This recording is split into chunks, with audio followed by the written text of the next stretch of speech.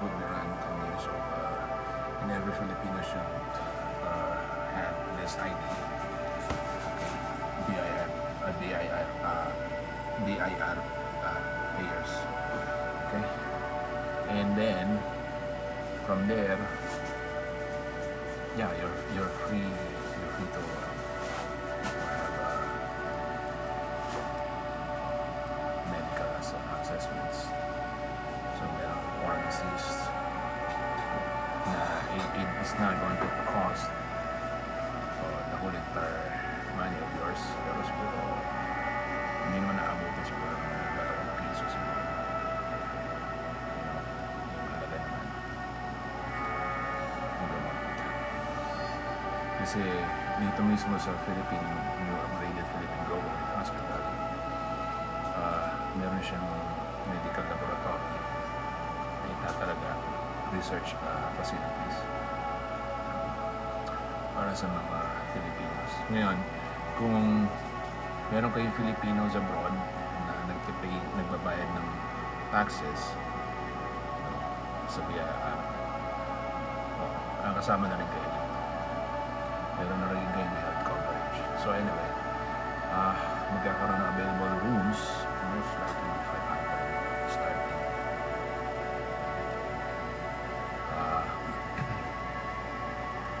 Sa mga physicians, doctors, conference rooms.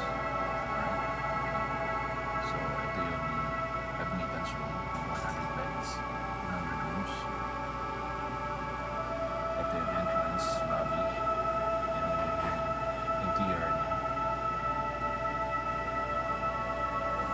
So meron ako ilata talagang siguro 8 helicopter pads.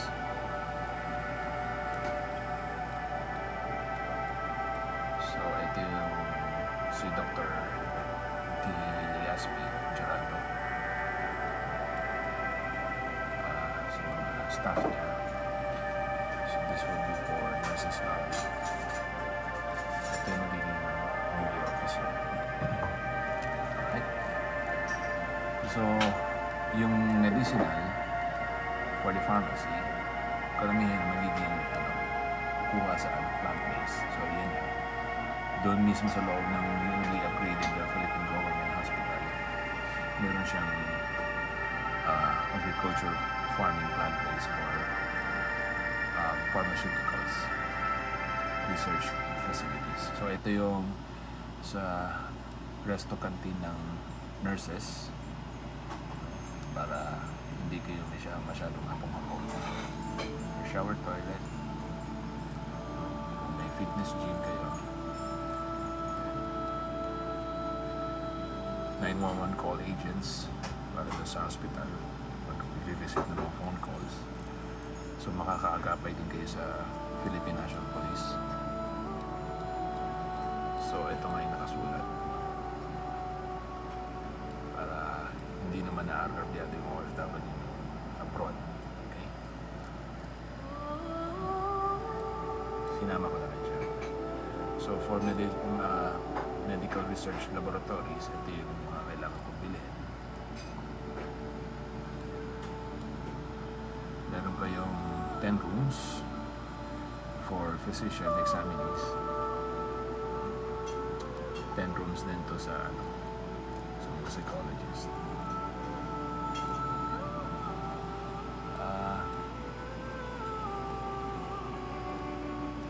So sa mga elders, sa mga injuries, so on and so forth, meron mga facilities. Hanggat maaari, hindi ko ibababa ito siguro mga 40 of every facilities that needs.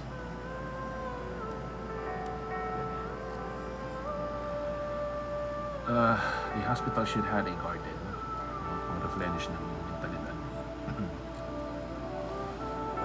Meron siyang free meal for breakfast, lunch and dinner. Commonly fruits, vegetables. Meron siyang sariling kitchen, which is may mga chef kayo doon, cooler, huge hospital. merong laundromat, heavy duty washing machines,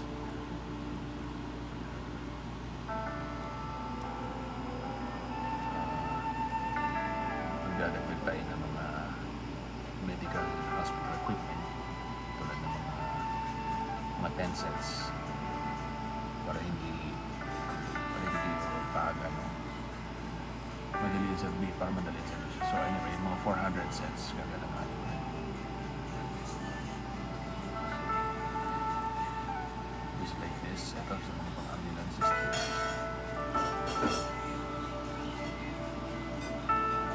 For maternity,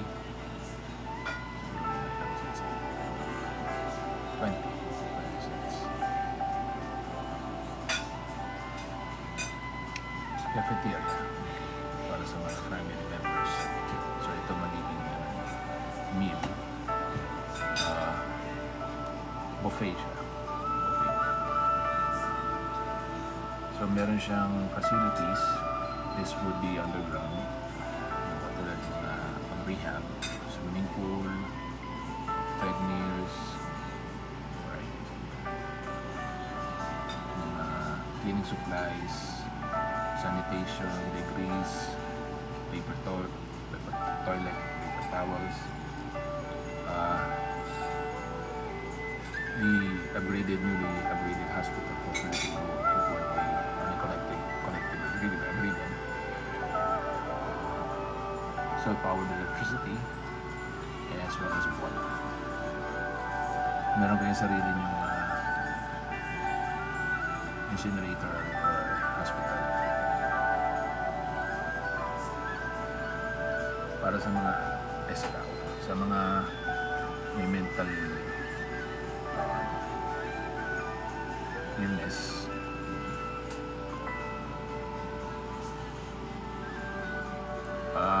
For the elders, meron tayong mga bibigyan na support katulad nito. Mga wheelchair, tsaka air conditioning. Libre.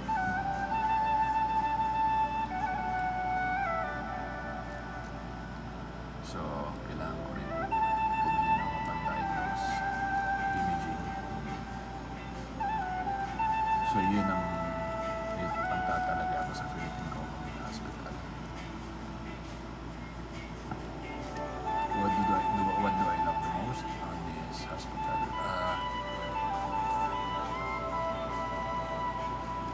Yung Lipa Bayarnos. Gantong-ganto yung gusto sa hospital. This would be located in mountains in Balag. Quezon City. Quezon Province pa. So, meron pa lang yung flower para sa mga patients, no?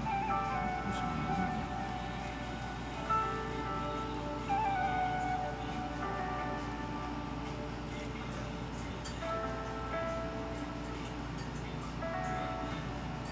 Medical laboratory.